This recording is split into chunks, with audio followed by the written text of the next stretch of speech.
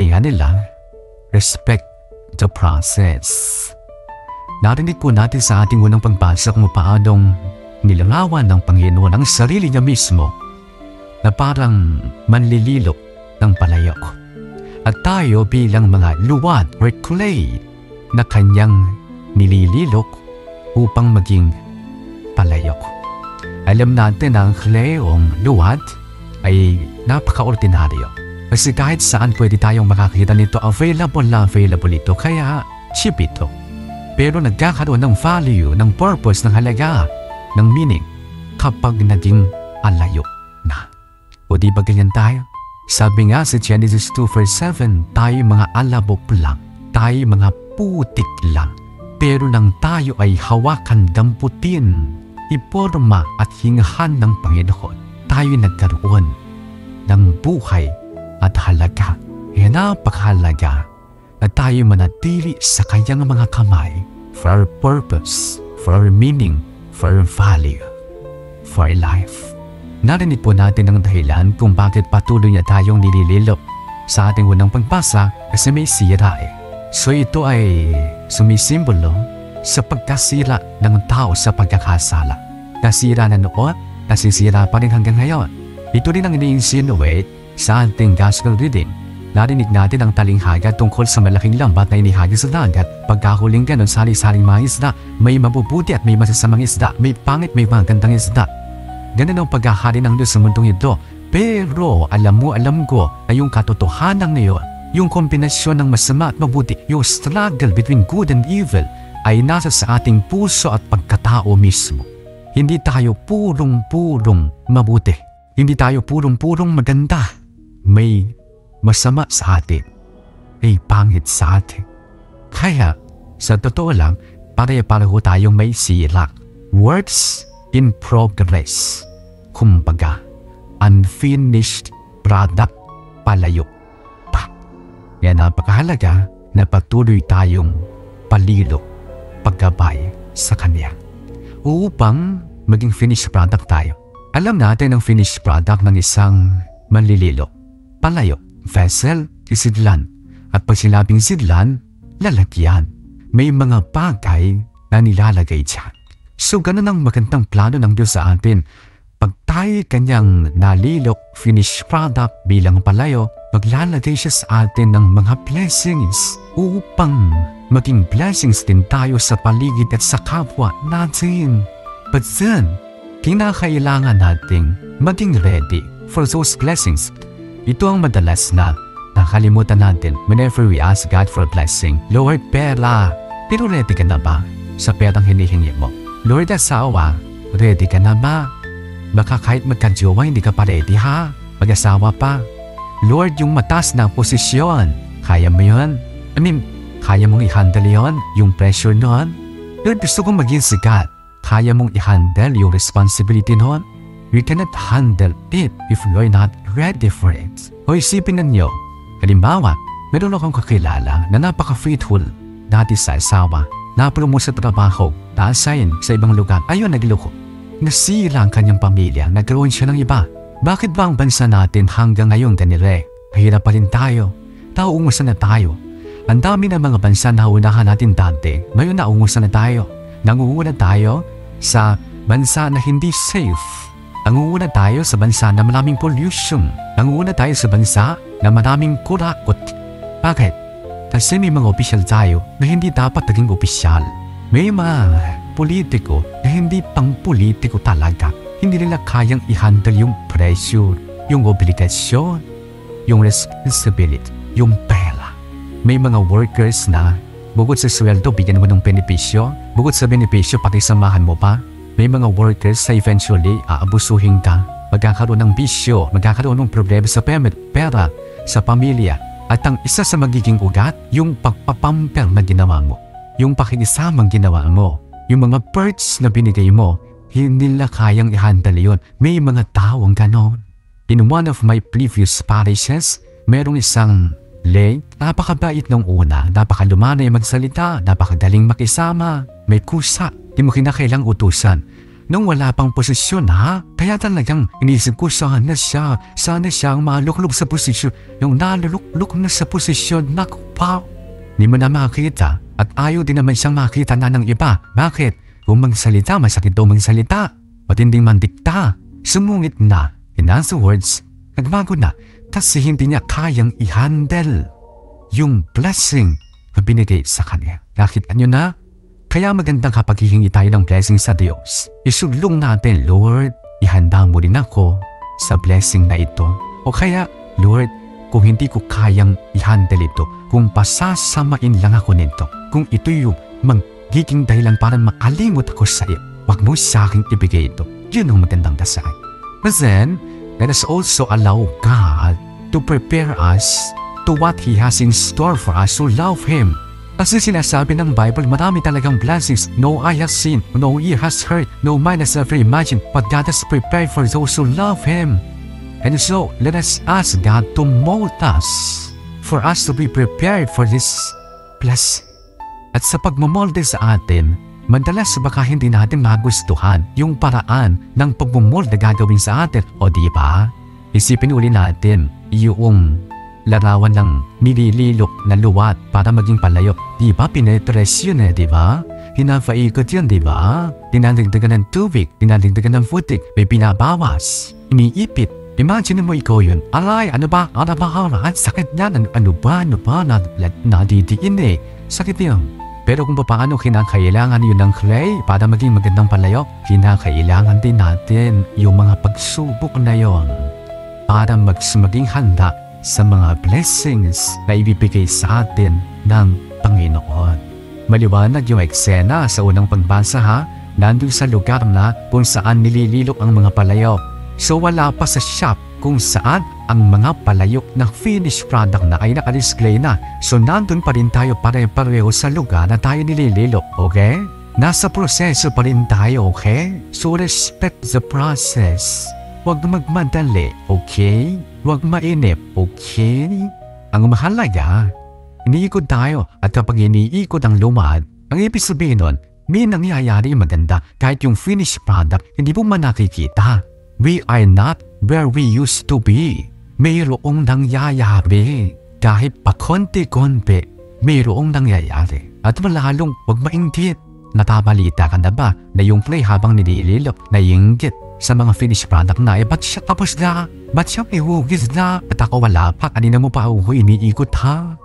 Walang naiinggit na luwad sa isang finished product na palayok. Kasi naman, magkakaiba. Yung luwad, bagamat pare-parehong luwad, iba't iba ng texture yan, iba't iba ng moist yan, iba't iba ng mga bubong particles yan. Iba-iba tayo At iba-iba rin ang plano ng Diyos para sa ating lahat. Ang mahalaga, pasasaan ba't magpalilok, magpagabay, sumunod ka lang sa Diyos. Magiging finished product ka. Katulad ng iba, maganda at matibay na container ng ibang mga biyaya pa. Katulad ng ibang mga palayok na finished product, madi-display ka rin sa shop. At pag na-display ka sa shop, sasabihin ng mga kakikita, gundo namang palayok niya. Pag nakita ng isang mabibighani sa palayok, yung ganda ng palayok, hindi niya maiisip kung paano nilok yung palayok. I mean, sa mga ma-achieve mo sa buhay, hindi matitrace kahit paano yung mga sakit, yung mga restlessness, yung mga hindi mo pagkatulog sa gabi, yung mga problemang naranasan mo. Kasi kitang-kita ang ganda ng kabutihan ng Diyos sa buhay mo. Sabi nga nila, respect the process. Medyo naiinip na ako dyan sa painting sa likod. Kasi apat yan Makikita nyo sa monitor, isa pa lang yung nandyan. Yung painting about sa lost sheep, tatlo yan Lost son, lost coin. Ano yung pang-apat? Something like lost and found. Kasi lahat na wala. Yung painting would depict at tayo'y natagpuan. Kaya nga doon natin ilalagay ang ating kumpisalan. Now, meron ng isa, tatlo pa, naiinip na ako. Akala ko, this week nandyan na yung lost son. So, pinatext ko sa ating sekretary yung magaling nating pintor. I mean, magaling talaga. Nakita niya naman siya nagpaint yan, si Ofi Maria. Sabi ko iparamdam mo kay Offie. Nainip lang ako. Parang nawawala na yung excitement ko. Nag-text naman, politely. Para ba ang sinasabi ni Offie? Sorry kung matagal, pinagpuputi ko naman. Sinisigurado ko na maganda ang kalalabasan. Sorry kung matagal, kasi pinagpuputi ko naman at sinisigurado ko na maganda ang kalalabasan. Sana mga kapatid, yun din ang somehow ma-imagine natin kapag may mga blessing tayo na hinihiling sa Diyos na hanggang ngayon ay wala pa sa atin, na para bang sinasabi niya sa atin, pasensya na kung matagal, pinagpuputi naman, sinisigurado ko na maganda ang kalalabasan. Actually kung tutuusin, kayang-kaya naman ng Diyos sa madaliin. Kaya lang, minsan mahirap talaga tayo hubugin eh. Tandaan natin na hindi tayo basta kulay ha? May kalayaan na tayo. Minsan matigas na ulo natin. Mahirap tayong lilukin. Mahirap tayong buuin. So let us bear with Him. At hindi lang tayo ang kanyang binubuo ha? Hindi lang tayo ang kanyang nilililok ha? Pati na ang mga tao sa paligid natin na mabibless ng buhay natin o nakaka-apekto sa atin yung sitwasyon at sistema sa kapaligiran natin. Sama yun sa pinoporma ng Panginoon. Kaya nakaka-apekto din yun kung bakit nagtatagal sa paglilok sa atin ang Panginoon. Hence, let's bear with Him ha? Igalang natin ang proseso ng Diyos sa atin. But then, from time to time, let us also ask ourselves, baka hingi tayo ng hingi ng blessing, pero wala naman sa kanyang kontrol, wala naman sa kanyang mga kamay, wala naman sa kanyang paggabay, wala naman sa paglilok ng Diyos ang buhay natin because we are not surrendering ourselves to Him. We are always in the state of sin. E pag ganon, matatagalan pa nga yung blessing. O, pero sahin man natin yung blessing na mapa sa atin, hindi yun makabubuti sa atin because we cannot handle that blessing. Ito sana hilingin nating biyaya sa banal na pagdiriwang natin. Laging tandaan ha, tayo mga alabok lang na tayong kwenta. Pero magkakakwenta tayo, magkakahalaga tayo kapag ang buhay natin ay laging nasa mga kamay ng Panginoon natin. Amen.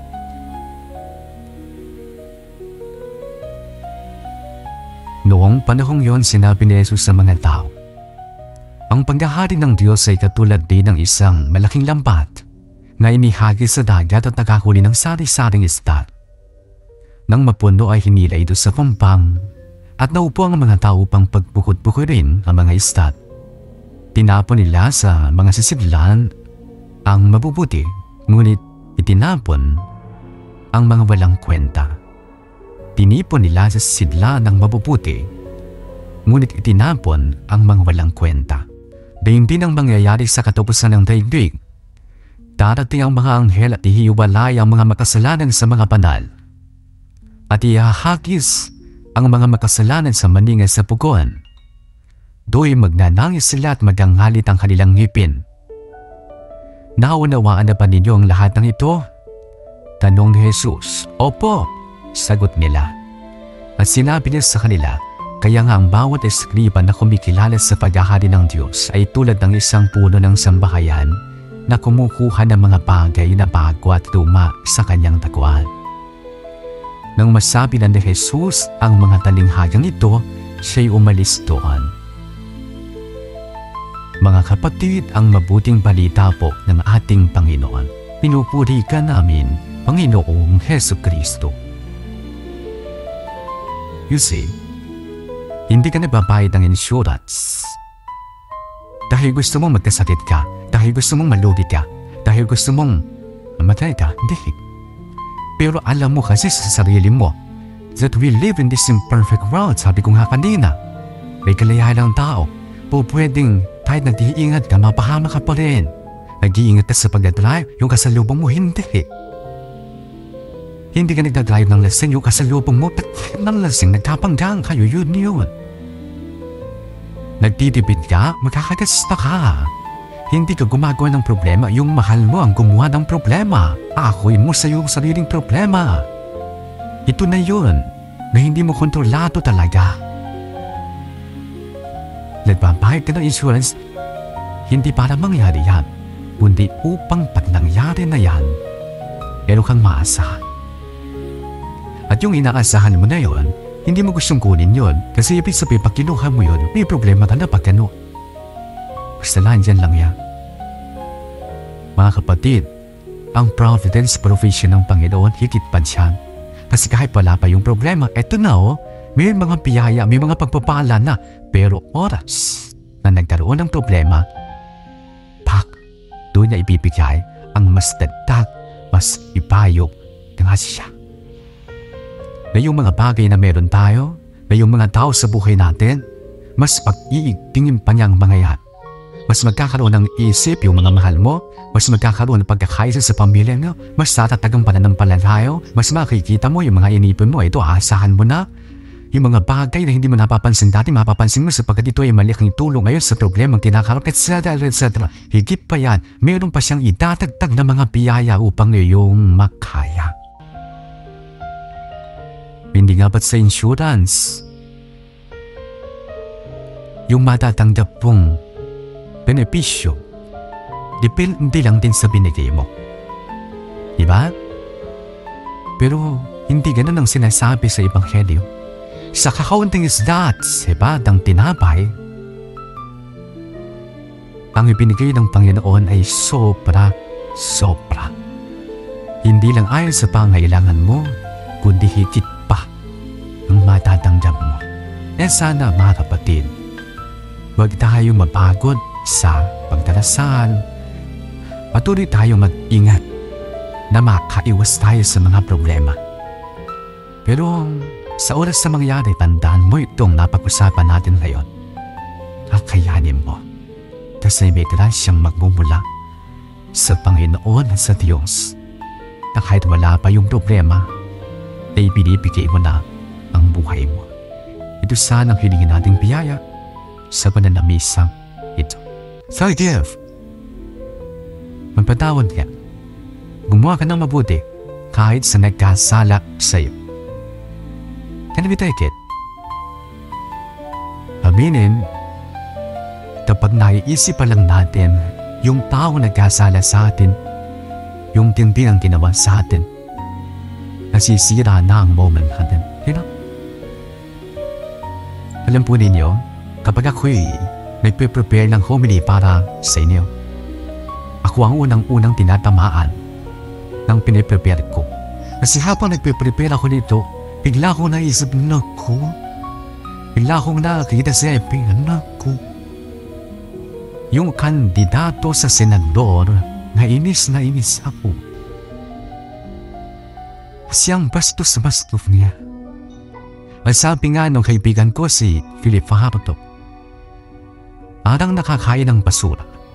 Kasi kapag siya ini-interview, kanal, imbonglal ang lumalabas sa bunganga niya. Foul talaga. Parang hindi nagka. Huwag kayong magmarites. Siya niyon. Huwag ganon. Kasi nga eto yung sasabihin ko sa inyo. The moment I thought of this person, naisip ko doon, ito ba yun? Ito ba yung mamahalin ko? And suddenly parang naisip ko, sumasagot si Lord, totoo. Lahat ng sinabi mo, kaya mo. Itong mahalin ang kandidatong ito ang mag-isip ng mabuti para sa kapakanan niya. Kaya mo? Hindi. Yun ang kayanin mo para mas maging strong ang pananampalataya. Mahirap po ito mahirap ito. Pero kakayanin natin kung magkakaroon tayo ng mentality ni David. Ang sabi sa ating first reading, sana nag-catching ninyo, sabi niya dito, for the Lord rewards those who are faithful and just. Ginagantimpala ng Panginoon ang taong tapat at matuwid, yung hindi humihilig sa pagkakasala anuman ang mangyayari. Hindi.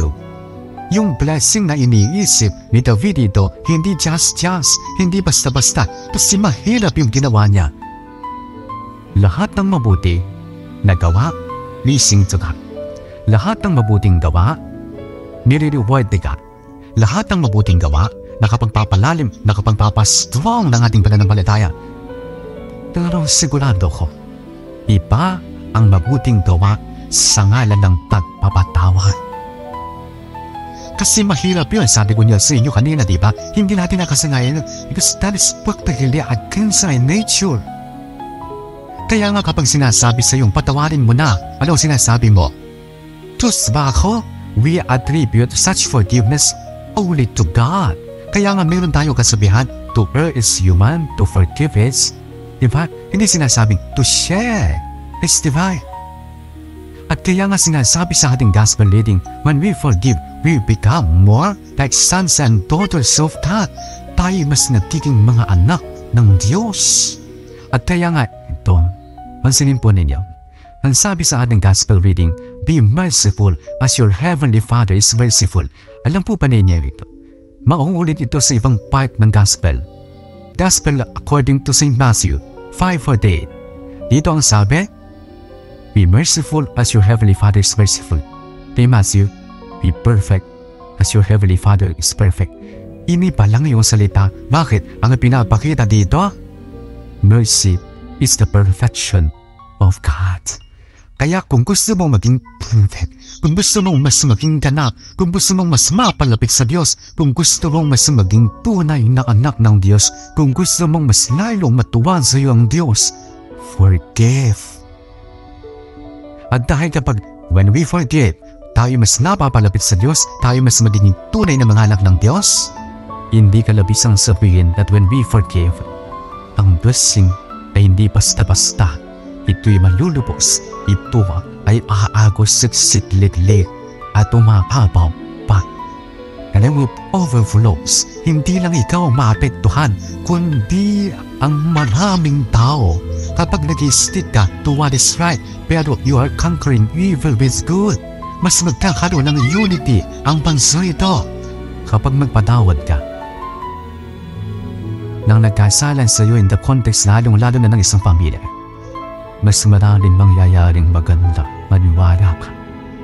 Pupwedeng dahil sa pagpapatawad mo, sa mister mong nagkasalan sa iyo, pwedeng mas magbago siya, lalong-lalo na yung mga sumablay ng isang beses lang. Ito hindi naman talaga mga babaero to eh. Sampling lang isang beses. Sinisigurado ko sa iyo patawarin mo yan. Magbabago yan. Sigurado.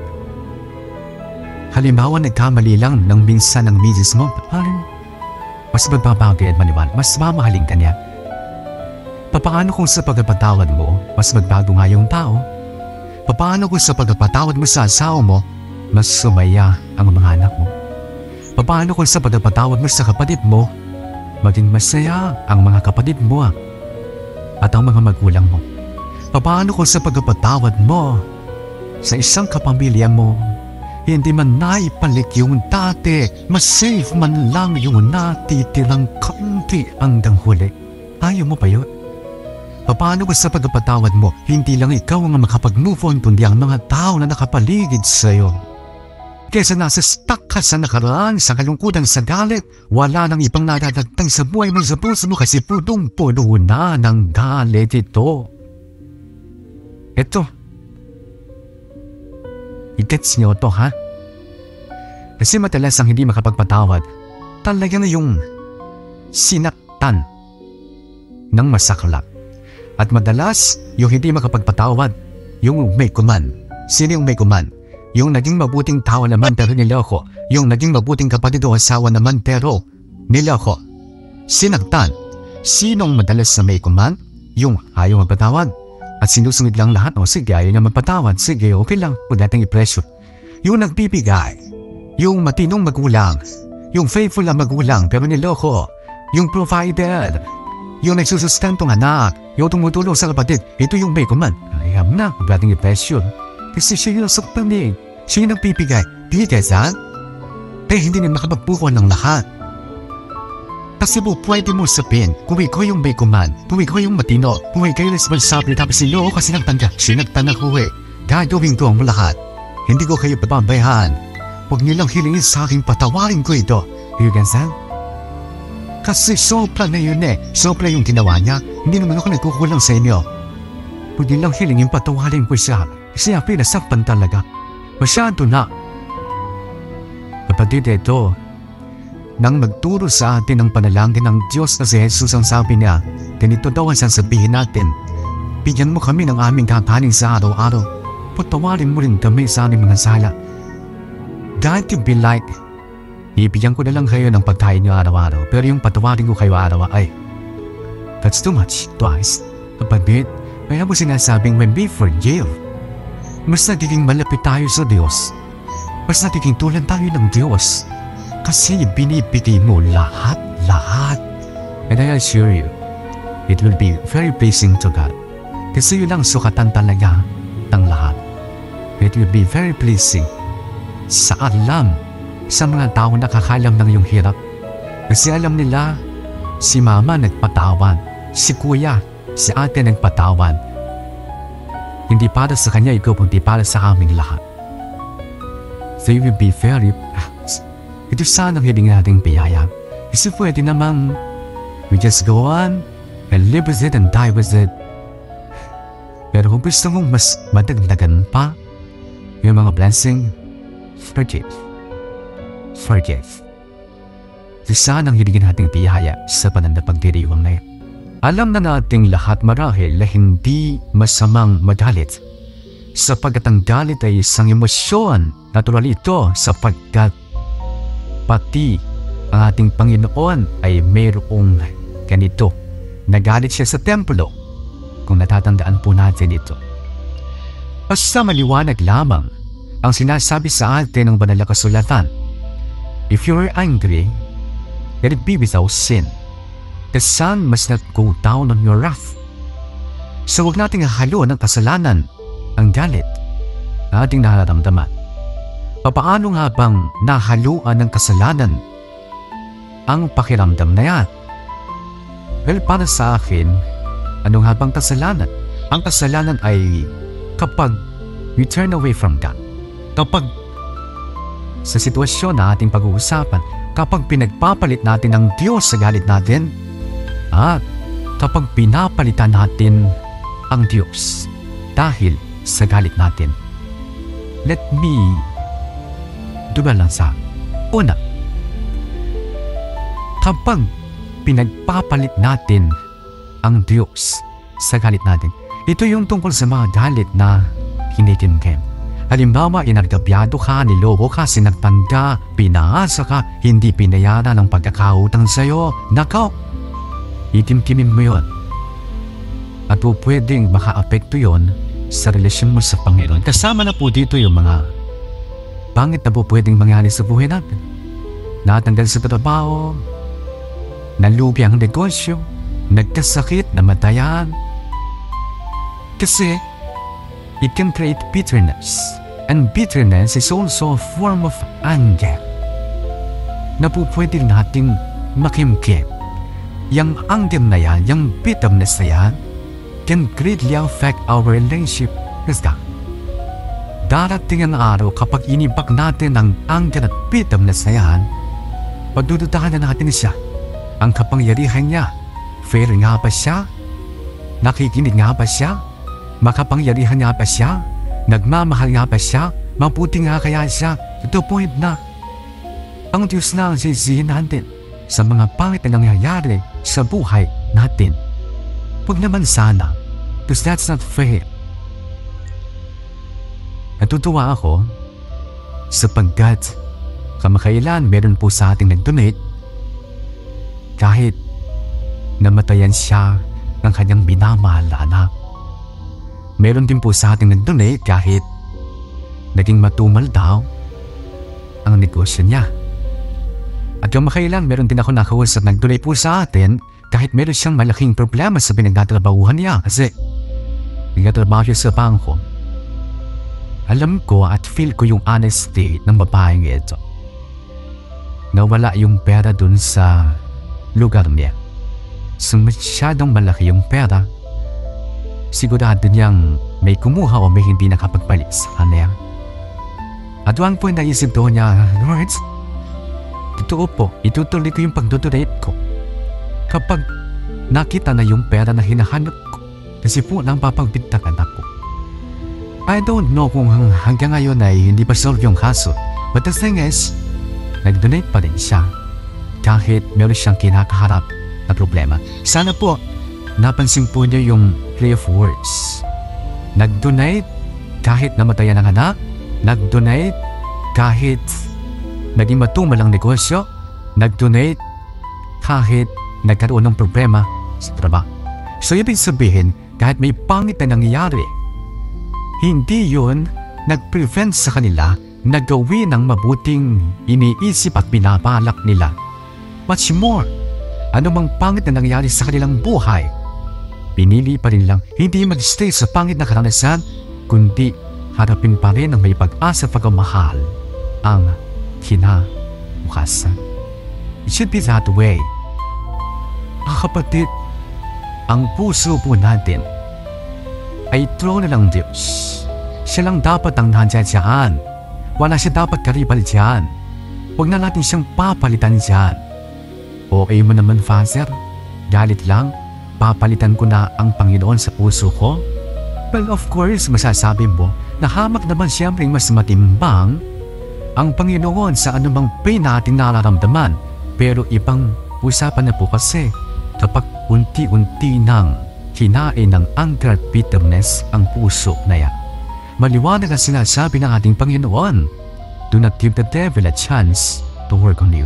Kasi kapag nagtanim siya ng anger at bitterness sa puso mo, siya ang magtitilig din araw-araw sa pamagitan ng pagdududa ay insert niya sa kalooban mo, hindi ka mahal ng Diyos, hindi fair ang Diyos, hindi mabuti ang Diyos, bingi ang bulag ang Diyos.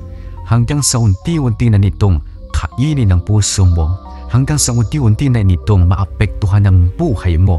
Natural lang anger, natural lang maging bitter, paminsan-minsan na ma-stress, ang mamroblema, ang malungkot o ang matakot. Pero ang lahat ng emosyong ito, natural man, hindi mo dapat hayaan na ikaw ay masyadong maapektuhan for all these emotions to get the better of you. To the point na maapektuhan na ang desisyon mo, ang pakikipagkapwa-tao mo, at lalong-lalo na ang relasyon mo sa Diyos mo. Don't get me wrong. Kahit naman ako, kahit paano, mayroon ding share na mga pangit na karanasan. Please believe me, I feel you. Nakikiramay ako sa iyo, naiintindihan ko ang kalalagayan mo, ang hirap na pinagdaraanan mo, lalo pa kung ikaw naman ay isang mabuting tao. But please also believe me when I tell you, anumang pangit na karanasan yan, gaano man kabigat yan, pagsamasamahin man ang lahat ng yan, hindi worth it.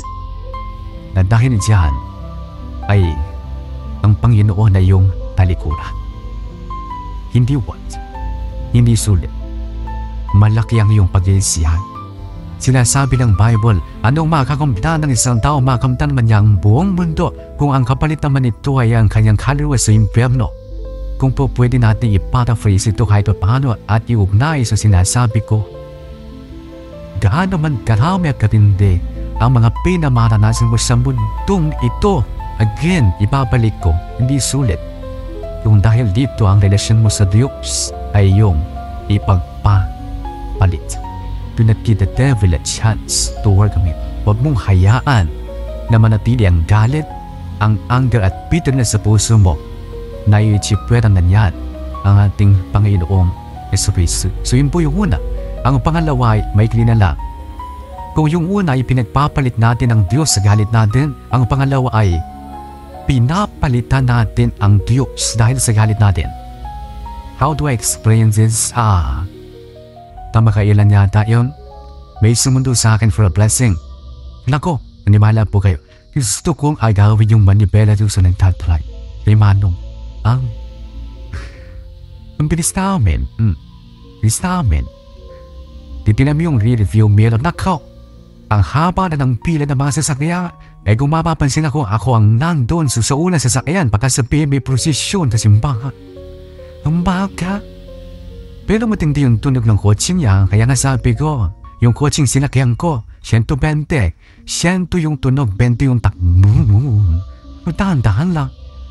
Gusto ko agawin yung manipela siya. Kahit yung bisikleta na overtaken kami. I guess, ito din lang ihayari. Kapag someone hurt us so badly, sa nating kumante. Pero siyempre nako, hindi ko po pwedeng ilagay sa aking mga kamay ang bagay na yan. Lord, bahala ka na sa kanya. Pero, Lord, ang bagal-bagal mong mag-drive ng Westassia. So gusto ko nang agdawin sa iyo ang manipela. Ilalagay ko ng patang sa aking mga kamay. Ako nang maninira sa kanya. Ako nang Di magmumura ang Diyos. Umurahin ko na siya. Gagawin ko na ang dapat kong gawin. To get even upang makapaghiganti pa sa kanya. Kapatid, di po pwede yun. Sa pagganti ka naman Diyos, tandaan po natin. Kapag tayo nagpapakabuting tao at meron sa ating nananakin na tao, nagkakasala sa hindi unang-una sa ating kundi sa Diyos. Ang dinidisobey niya, hindi ang kautusan natin kundi ang kautusan ng Diyos. Kaya dapat siyang managot hindi sa atin kundi sa Diyos. Ay, bahala ka, sige. Kapag ilalagay mo ang paghiganti sa iyong mga kamay, baka atuan ko'y sabihin ng Panginoon, sige, ikaw na gumawa. Marunong ko pa sa akin. Anong sabi ng Bible? Vengeance is not yours, it is mine. Ako ang dadante sa iyo sa aking paraan. So kapag ikaw ang siyang naghihiganti, isipin mo, nagkakasala ka na, na-stress ka na, dinideprive mo pa ang Diyos na gawin ang magandang balakin niya upang ang nagkasala sa iyo ay maparusahan talaga. Tandaan mo kapatid, maniwala ka, mas mainam ng Diyos ang maghihiganti para sa iyo. Sinisigurado ko sa iyo na ito'y ma-realize ng taong naka-offend sa iyo. So brothers and sisters, let go and let God. Ang hirap paghiganti. Kasi madalas kapag ikay naghihiganti, nag-i-effort ka not just to get even kundi upang to inflict a harm in whatever way possible na mas matindi kesa sa ginawang sakit sa iyo nung nagkasala sa iyo. Mas may stress ka, hindi ka lang nagkakasala dito, mas problema ka pa. And who knows, sino nagsabi sa iyo na kapag nakapaghiganti ka ay magiging masaya ka na? At sino rin nakakasigurado na kapag naghiganti ka sa kanya, hindi rin siya maghiganti sa iyo? It's a vicious cycle of paghiganti sa isa't isa. Let's go and let God. Hayaan mo siya. Besides, ang mahalaga, sa pangit na nangyari sa iyo natuto ka, yun na yun ang papaunin mo sa kinabukasan na may bagong pag-asa. Ang buhay naman ay hindi lamang tungkol sa kanila, much more hindi ito tungkol sa anumang nagawa nila. Ang buhay ay higit pa sa lahat ng yan. So huwag mong isugal ang mga magaganda mo pang pwedeng maranasan dahil sa iyong mga pangit na karanasan na hindi mo naman nga kasalanan. Hayaan mo ang Diyos ang gumawa ng paraan. Isa pa, ano man ang pangit na ginawa sa iyo o sinabi sa iyo, lalo pa kung ikaw ay innocent at nagpapakabuting tao, hayaan mo sapagkat hindi naman nun talaga sinira ang buhay mo at hindi naman nun talaga sinira ang magandang plano pa ng Diyos para sa iyo. Maaaring yun ang feeling nila sila ay panalo, pero sa loob-loob mo dahil malinis ang konsensya mo at wala ka namang ginagabyadong tao, alam mo na tuloy ang buhay mo. At tulad ng ating Panginoon Jesucristo, maalis sa panalo ng mga Hudyo, maging ng mga Romanong nagpako pumatay sa kanila, sa kanya panalo sila. Pero yung bang pakiramdam ni Jesus, hindi. Kaya nga siya pa ang humingi ng kapatawaran para sa kanila. Sapagkat para kay Jesus walang nawala sa kanya, malaki ang nawala sa kanila. Ito sana mga kapatid ang ating ipagdasal sa ating banal na misa. Lalo pat sinabi ng Panginoon sa bandang una ng mabuting balita, ang kabanalan natin ay dapat mag-exceed sa kabanalan ng mga Pariseo at Eskriba, na kung ilalapag nga po natin sa ating pinag-uusapan, dapat ang relasyon natin sa Panginoon ay hindi maging sa level lang ng emotion. Ibig sabihin, whatever happens, maganda man o pangit na sitwasyon, manatili tayo nakakapit sa Panginoon. Yun ang tunay na kabanalan, yun ang kabanalan na totohanan pang matagal.